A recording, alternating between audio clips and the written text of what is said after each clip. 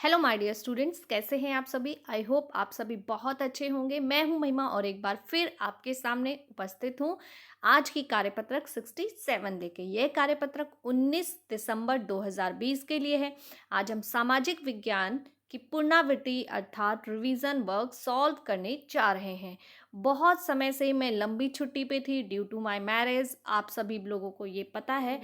लेकिन अब मैं दोबारा वापस आ गई हूँ और अब आपको सभी सोशल स्टडी की आंसर्स, आपकी वीडियोस टाइमली प्रोवाइड होती रहेंगी। तो मैं हूँ महिमा और मेरे साथ बिना आज का टाइम वेस्ट किए शुरू करते हैं आज की वर्कशीट। आज हम सॉल्व करने जा रहे हैं पार्ट 2 इतिहास यूरोप में समाजवाद एवं रूसी क्रांति पुनरावृत्ति भाग 2। आपने देखा होगा मेरे साथ हमने पहले ऑलरेडी इसे सॉल्व किया है और रूसी समाज के बारे में, समाज की क्रांति के बारे में, यूरोप की क्रांति के बारे में हमने बहुत कुछ पढ़ा है।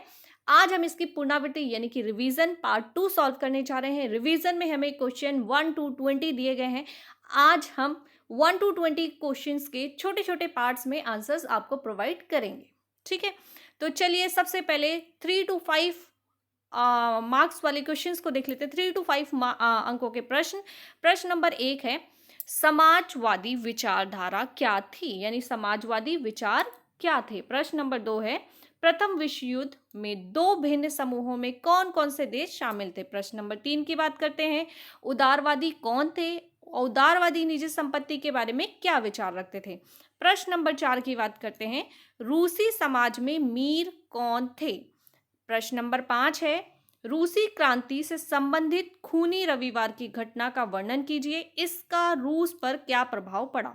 तो ये है हमारे आज के 5 प्रश्न। चलिए आगे के देख लेते हैं। आज का 6th क्वेश्चन है, कार्ल मार्क्स के समाजवाद के विचार क्या थे। प्रश्न नंबर 7 है, उदारवादी गणतंत्रवादी नहीं थे, इस कथन को स्पष्ट कीजिए। प्रश्न नंबर 8 कहता है, स्टालिन का सामूहिकरण कार्यक्रम क्या था, वर्णन कीजिए। बात करते हैं प्रश्न नंबर 9 की।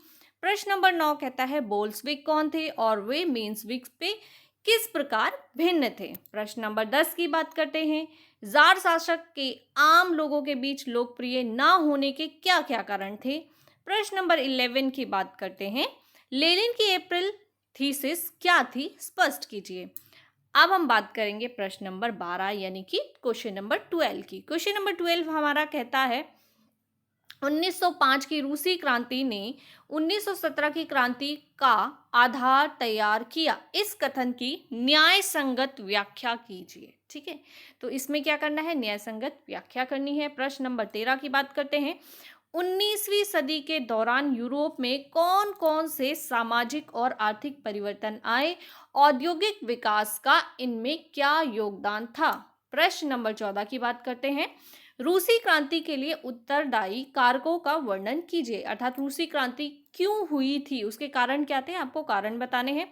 प्रश्न नंबर 15 की बात करते हैं, रूसी क्रांति के क्या क्या वैश्विक प्रभाव पड़े। प्रश्न नंबर 16 की बात करते हैं, रूसी क्रांति में लेनिन का क्या योगदान रहा, आपको इसमें सिर्फ लेनिन का योगदान बताना है। बात करते हैं क्वेश्चन नंबर 17 की। क्वेश्चन नंबर 17 कहता है कि रूसी क्रांति ने रूसी समाज को किस प्रकार प्रभावित किया, क्रांति के उपरांत देश में गृह युद्ध के हालात क्यों बन गए। प्रश्न नंबर 18 की बात करते हैं, बोल्शेविकों ने अक्टूबर क्रांति के फौरन बाद कौन कौन से प्रमुख परिवर्तन किए।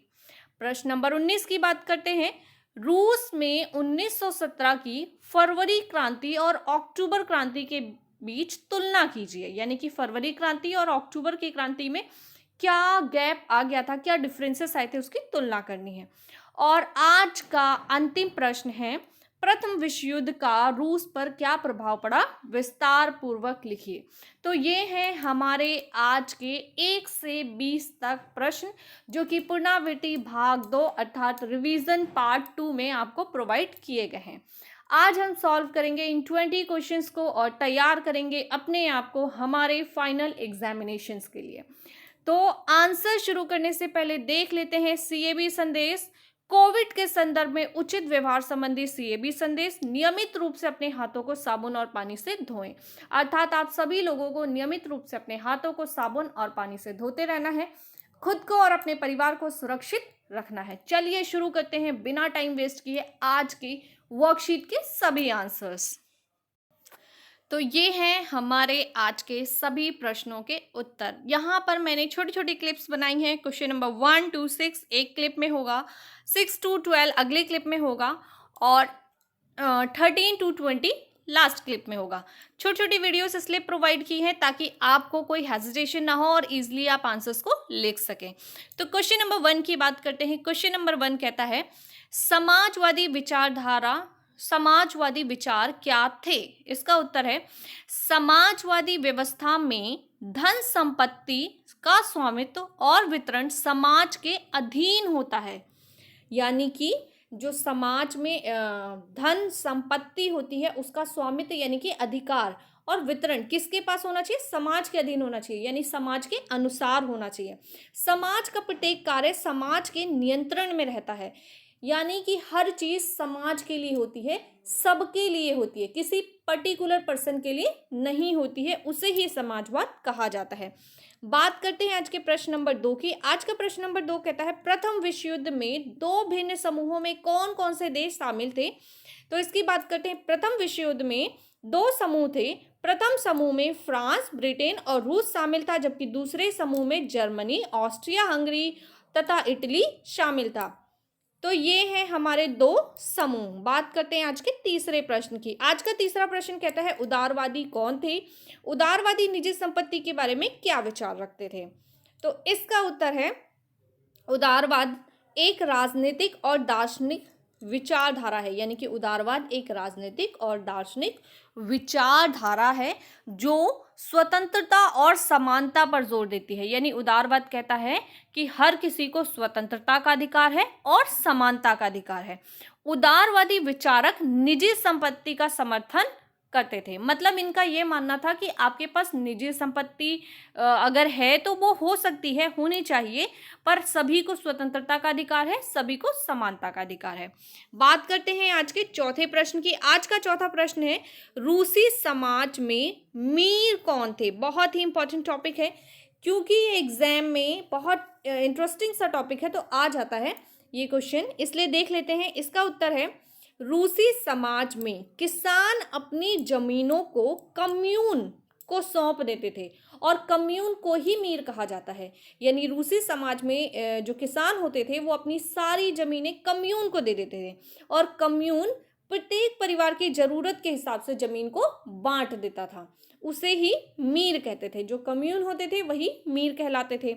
अब हम बात करते हैं आज के पांचवें प्रश्न की। आज का पांचवा प्रश्न कहता है, रूसी क्रांति से संबंधित खूनी रविवार की घटना का वर्णन कीजिए, इसका उस पर क्या प्रभाव पड़ा? तो इसकी बात कर लेते हैं। 22 जनवरी 1905 यानी 22 जनवरी 1905 को जार की सेना ने शांतिपूर्ण ढंग से प्रदर्शन कर रहे मजदूरों एवं महिलाओं पर गोलियां चलाई। यानी कि मैंने आपको पढ़ाया था कि जार के पास कुछ मजदूर, महिलाएं और बच्चे विरोध करने के लिए शांतिपूर्ण रूप से प्रदर्शन कर रहे थे, पर जब यहाँ पर शांतिपूर्ण रूप से प्रदर्शन हो रहा था तो जार ने अपनी सेना को गोली चलाने का आदेश दे दिया और जार की सेना ने 22 जनवरी 1905 को शांतिपूर्ण ढंग से प्रदर्शन कर रहे मजदूरों एवं महिलाओं पर गोलियां चलाई। इससे ही खूनी रविवार का नाम दिया गया। इस घटना में हजारों लोगों की जानें गई और मजदूर वर्ग आक्रोश में आ गया। जो बाकी मजदूर वर्ग था वो कैसा हो गया? आक्रोश में आ गया, गुस्से में आ गया। ठीक है, क्योंकि हजारों लोगों की जानें चली गई थी, बहुत सारे लोग मारे गए थे।